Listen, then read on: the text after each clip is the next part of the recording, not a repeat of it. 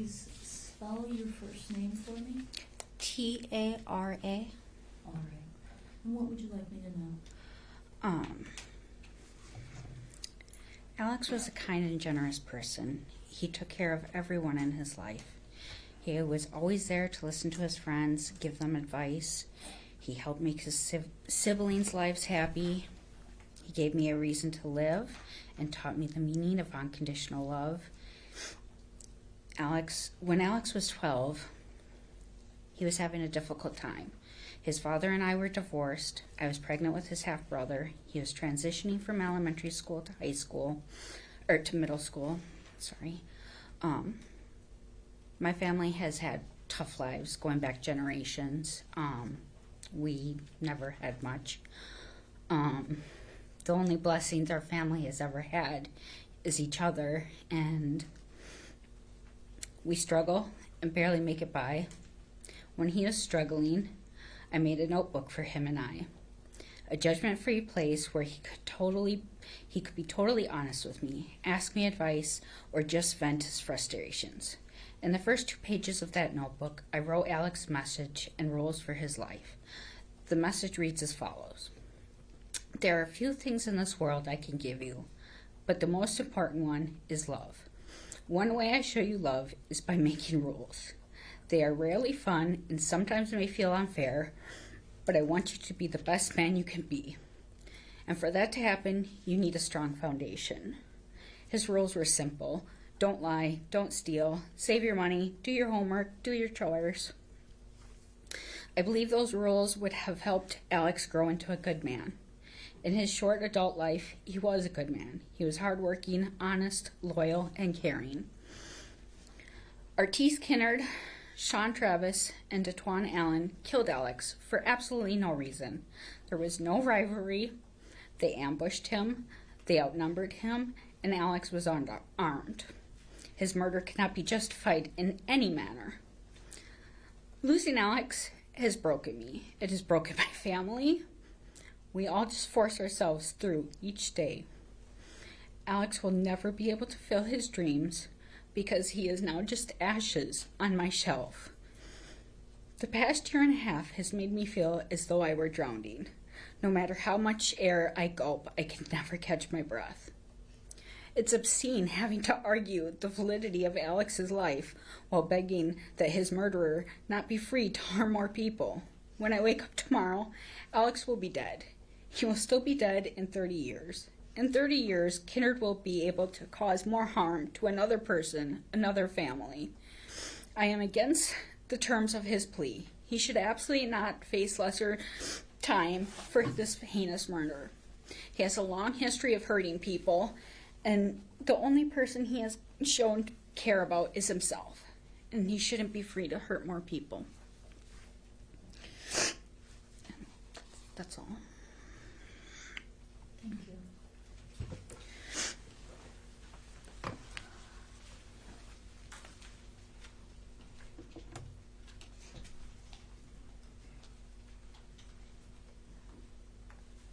Your Honor, the next person to give a victim impact statement will be Alex Becker's father, Tim Becker.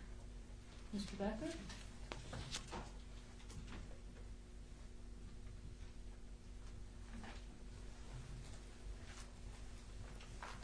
Please be seated.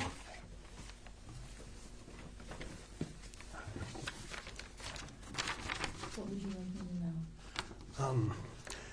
Alex's death was a horrendous act. He was a kind and gentle kid, and he was working on getting his license so he could apply to school. He was hardworking and very fun to work with.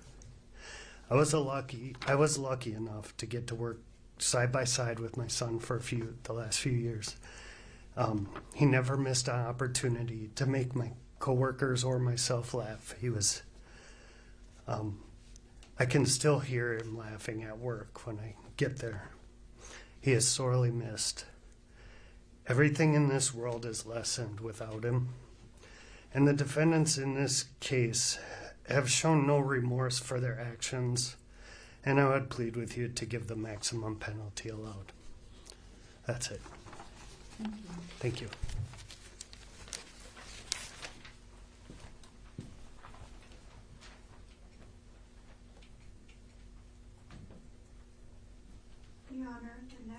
person we have is Heidi Hammerstein. She's the aunt to Alex Becker.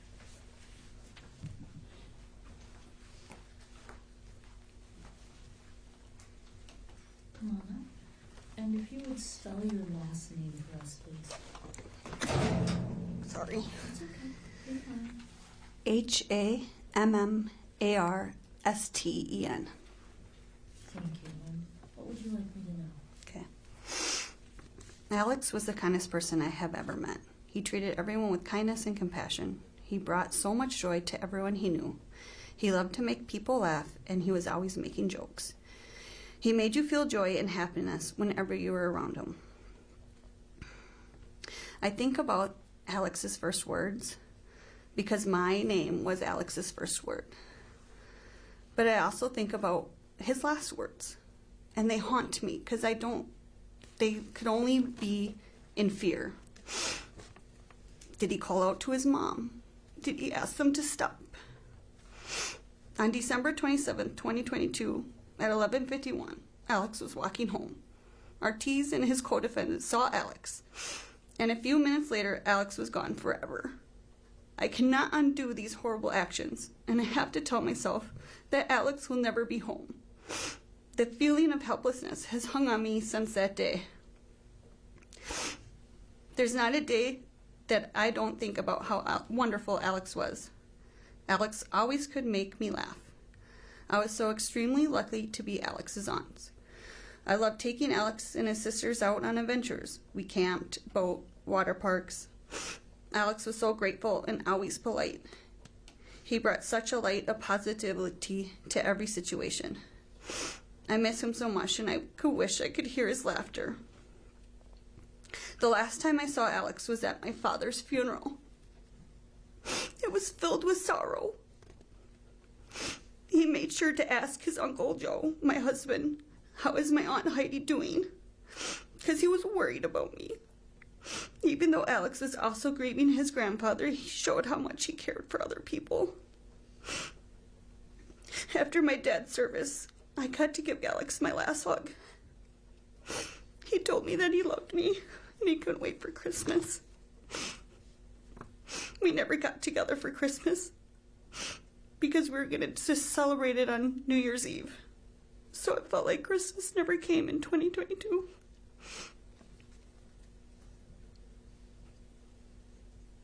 Sorry. Okay, take your time. Since Alex has been taken away from us, I have fallen into a deep depression. I have a very hard time doing some simple tasks that I used to be able to do.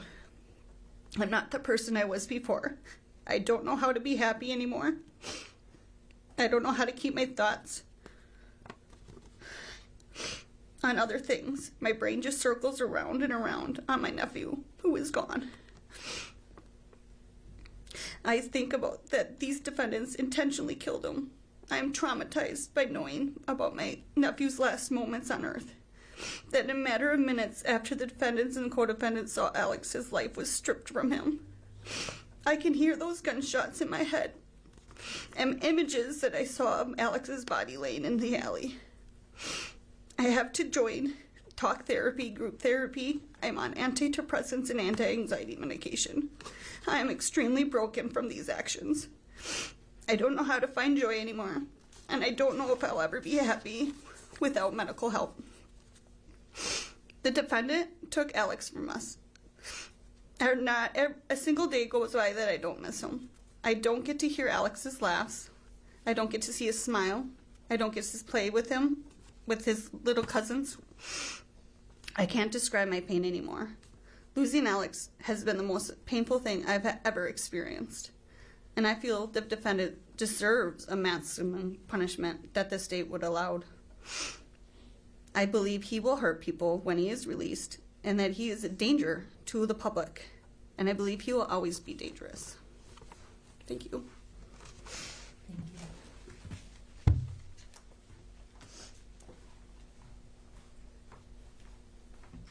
And for the record, Heidi is spelled H-I-D-Y. Oh, thank you.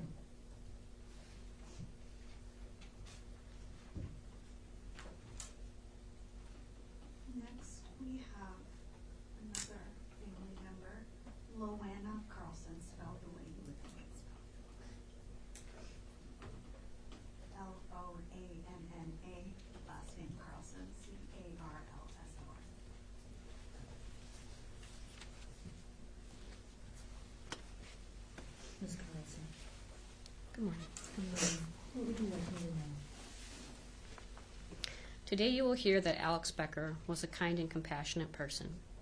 He was deeply caring and always tried his hardest to be empathetic to the lives of those around him.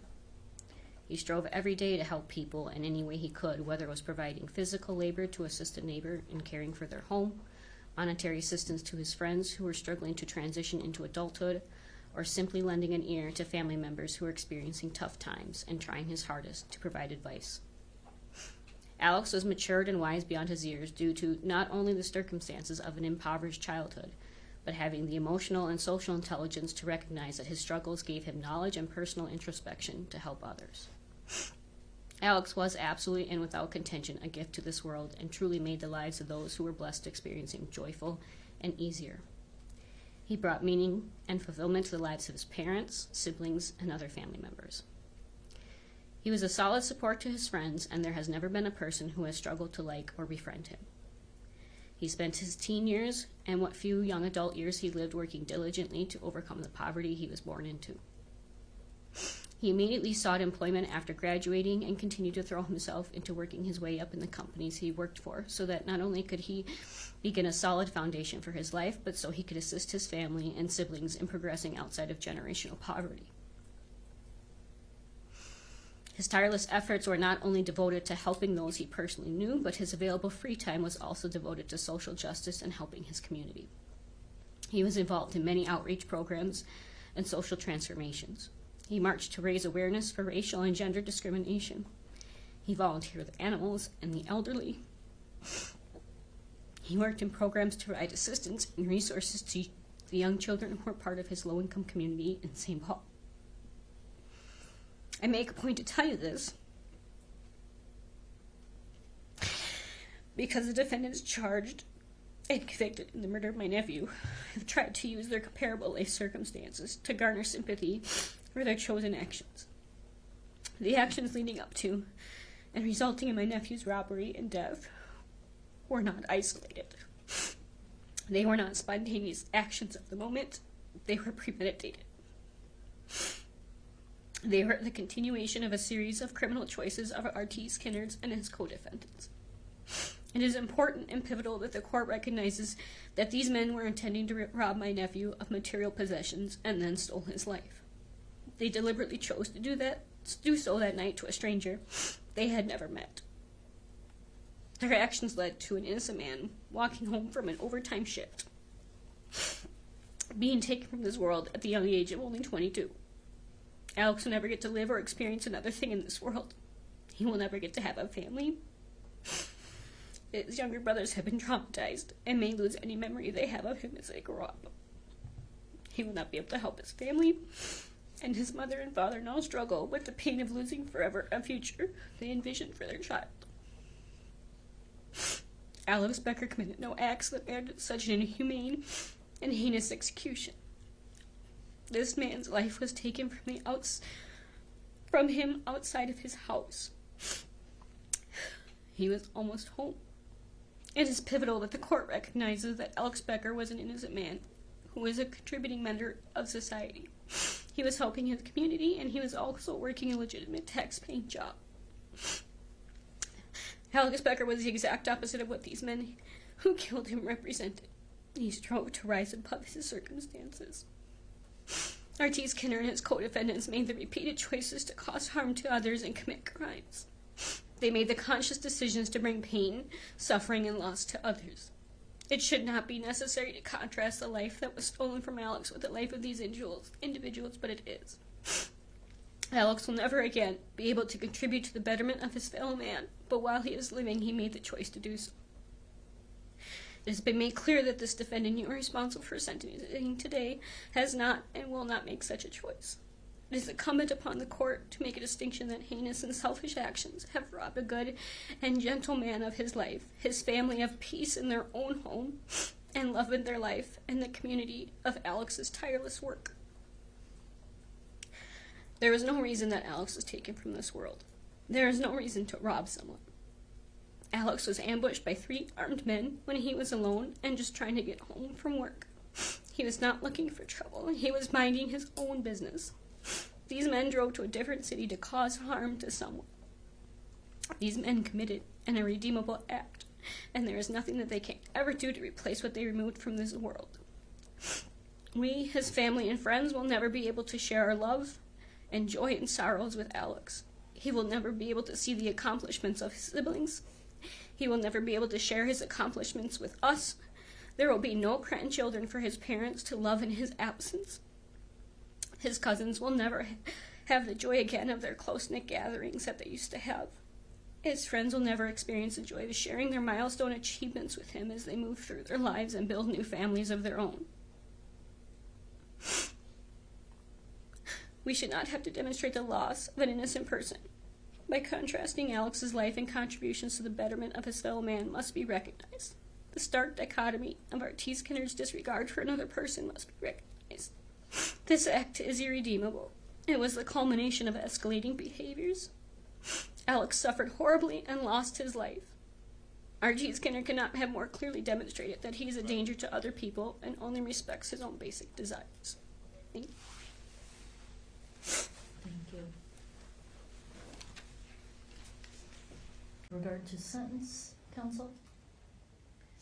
Thank you, Your Honor. Your Honor, in case we did not address this already, the state has reviewed the pre-sentence investigation, has no additions or corrections beyond those arguments and agreements already discussed on the record today. The only thing the state notes is the state does disagree with Mr. Kinnard's version of events and believes that's not supported by the facts as it relates to Mr. Allen. The state will leave it pretty much at that, just noting that even the poem or rap noted in the complaint on Mr. Kinnard's phone contradicts his version in the PSI. As to the state's sentencing argument, if I may continue. You may. Your Honor, we do have an agreement in this case, and the state is going to be asking the court to follow that agreement. However, there is no agreement that we can make that would reflect the impact and loss felt by those who knew and loved Alex Becker, or that would reflect the impact of the events of the kidnapping had on SM, who is the victim identified in the kidnapping file. Mr. Becker's life cannot be quantified by a number of months. The state noted at the time of the plea that his family was not in agreement with this offer, and we note that today as well. As the court heard, Mr. Becker is remembered as a kind and loving son, brother, family member, and friend. His loss is felt deeply by those who knew him, while many carry their memory of him with them and honor him by emulating his kindness. They will never get him back. His senseless murder is not something that can be undone. And then also with SM, he was greatly impacted by the kidnapping file as well, and is present here today. He did not wish to address the court directly or with an impact statement, but when asked what he would like to relay today, he said that he kept thinking, why would someone who seemed to have full control of his actions do something like this and make those choices? He will also carry those events with him for the rest of his life, and was reasonably afraid for his life during the offense. Mr. Kinnard's actions have profound impacts on everybody involved. The random acts of violence impact the community's sense of safety as well. And Mr. Becker was murdered, as we know, steps away from his home by people he did not know.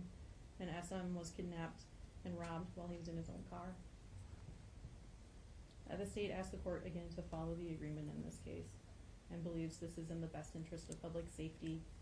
The state notes that the PSI writer commented that Mr. Kinnard's comments showed a lack of understanding for the impact of his actions. And the state was disheartened to see that, but the sentence will be a considerable amount of time to reflect on what happened in these events. In the kidnapping file, the agreed upon range is 44, 51 to 61 months. In the second degree murder file, the agreed upon range is 363, 426, and 480. The agreement was for low end of the box, which is 363 months. We do have some restitution requests, as noted in the PSI as well. To the Minnesota Crime Victim Reparation Board, the state asked the court to order $6,531.63 joint and several with Mr. Allen. And to TB, the state asked the court to order $1,199.86 joint and several with Mr. Allen. We did check in with SM. He does not have a restitution request for the court. We'd ask the court to consider any remaining amounts to be left open for 60 days, as the expenses related to TB's request are ongoing expenses. With regard to count one, the low end of the box, what's that number, please? 363? I'm sorry, with regard to the kidnapping matter. I believe that's 44, Your Honor. I will Thank double you. check. Mr. Gonerman, what would you like to say? Your Honor, I join the state's request for imposing the low end of the box according to the range that we thought was in play at the time. Mr. Kennard entered the plea of guilty in both of these matters. I'd just like to note a couple things that, as the pre-sentence investigation indicated, and the statements in the pre-sentence investigation on behalf of Mr. Kennard, he has expressed regret and remorse for his actions. The fact that at this point he probably doesn't fully recognize the severity of his actions is the result of his youth and immaturity, Your Honor. And obviously you're going to impose a lengthy prison sentence today that hopefully he will engage in programming. He does have some goals that he can meet in prison, like getting a GED, that hopefully will result in him being a better person and a law-abiding citizen when he is released from prison. I would note that Mr. Kennard is the only one to accept responsibility of all of the defendants that were charged in this matter. He did avoid the trauma of a trial, of going through a trial. In this case, again, that sets him apart from the other co-defendants in this case. But given his plea agreement, Your Honor, it certainly,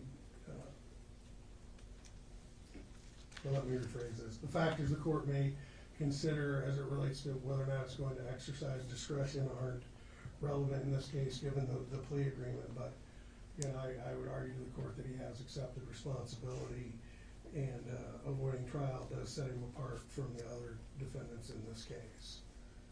I also attended the trial of Mr. Travis.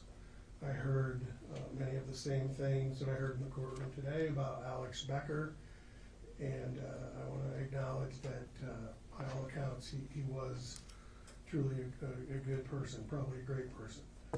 And circling back, Mr. Kennard's acknowledged his responsibility for causing his death, and again, hopefully he learns from this. Thank you, Your Honor. Thank you. Mr. Kennard, is there anything you would like to tell me? No, Your Honor.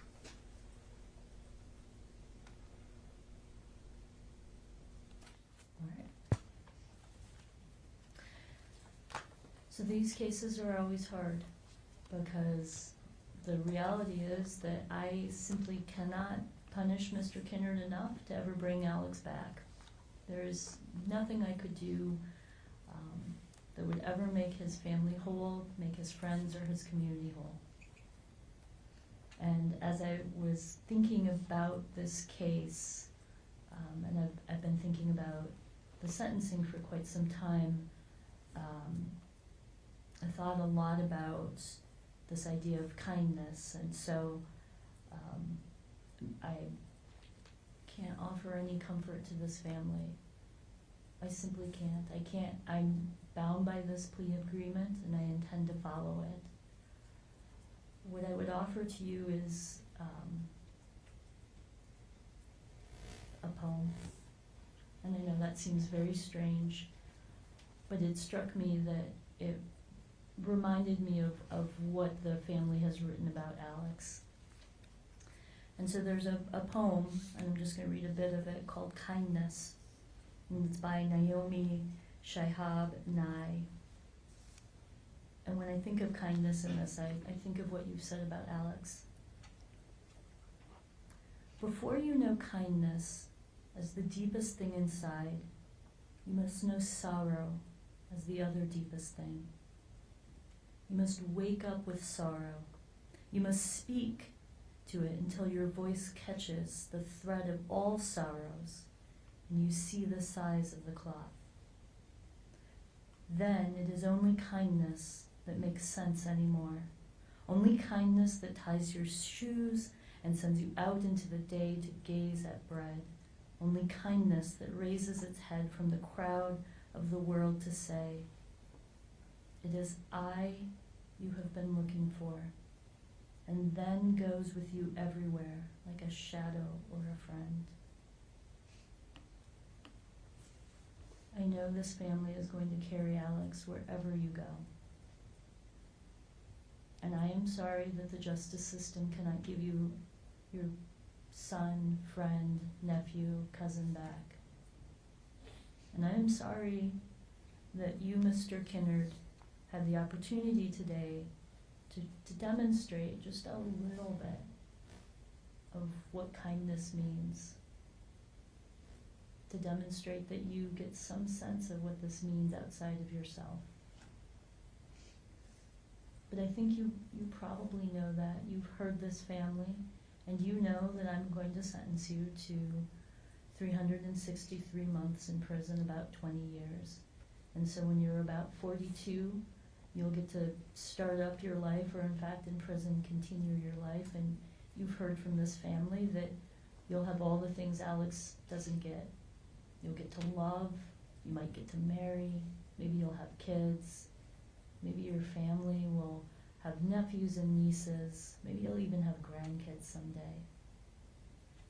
Maybe you'll get to buy a car with your savings, maybe you'll buy a home and get to fix the sink in your house.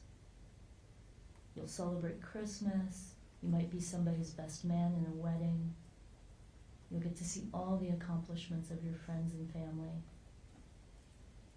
And maybe you'll even, at some point, fully understand what sorrow means.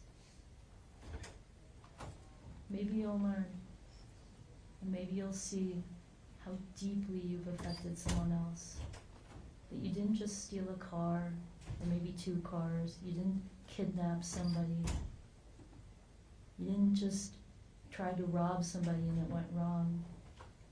You stole a whole future from a whole community of people. And so I guess what I tell you is this, and I give this to the family too. The state of Minnesota believes, even though it's hard in this moment, but we believe that people can change. And we offer to people, whether they deserve it or not, a sense of mercy and a sense of grace. And so, Mr. Kinnard, I hope after hearing how much Alex's life meant to all of those who love them, that as you think about and work through these next 363 months in prison, that you ask yourself, knowing everything, what will you do with your one precious life? And I hope when you think about that you hold Alex Becker and his family somewhere in your heart, because you're linked to him and they're linked to you, whether they like it or not, and whether you like it or not. So with that, Mr. Kinnard, it is the sentence of law and judgment of this court that on District Court File 62CR2373, that I will at this time accept your plea of guilty and adjudicate you guilty of kidnapping to facilitate a felony or flight. Count 2, aggravated robbery, is dismissed.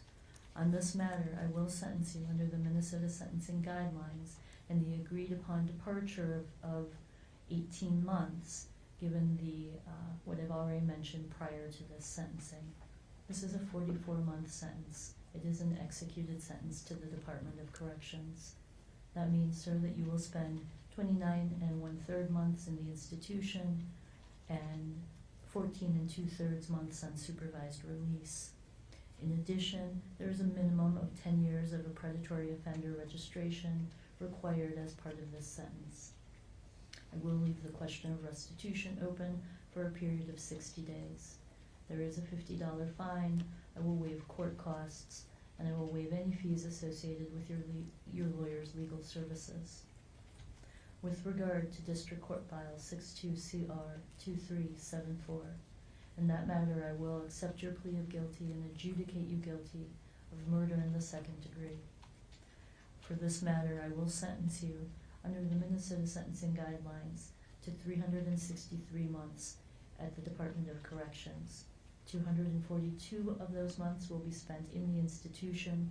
121 months will be spent on supervised release. In addition, I am going to grant the requests for restitution in this matter. Those restitution requests are joint and several.